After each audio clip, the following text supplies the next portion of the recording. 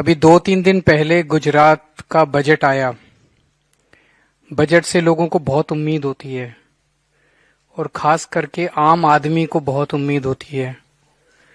आम आदमी के घर का बजट काफी हद तक सरकारी बजट पे निर्भर करता है। कौन सी चीज सस्ती होगी, कौन सी चीज महंगी होगी, क्या होगा, शिक्षा का क्या होगा, स्वास्थ्य का क्या होगा।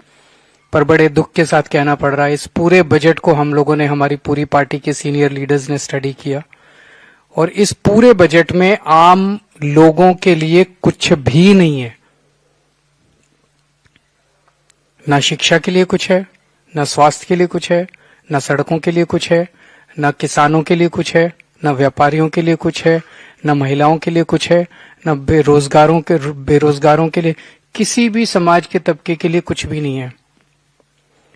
चुनाव आज से 1.25 साल बाद हैं। अक्सर ये देखने में आया है कि जब चुनाव आते हैं तब तो कम से कम डरती हैं पार्टियां। उन्हें लगता है चुनाव आ रहा है, कुछ कर लो, चुनाव आ रहा है, जनता को कुछ सहूलियत दे दो ताकि हमें वोट मिल जाए। गुजरात सरकार को उसकी भी चिंता नहीं है।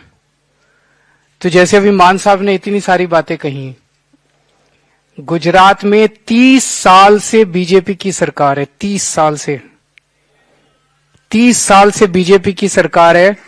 अब जब आप बीजेपी वालों से बात करते हो, उनसे कहते हो भाई पंजाब में हमने 10-10 लाख रुपए का हर परिवार, 10 लाख रुपए का बीमा एक परिवार का कोई छोटी बात नहीं होती। आप भी अगर अपना प्राइवेटली अगर घर से अगर परिवार का बीमा कराने जाएंगे, 10 लाख रुपए का बहुत कम लोग कराते हैं। कोई 5 लाख का, 4 लाख का, इतने का ही मैक्सिमम कराता है। 10 लाख रुपए का आप उसमें फोर्टिस में, मैक्स में, अपोलो में इलाज करा लो, जो बेस्ट अस्पताल हैं।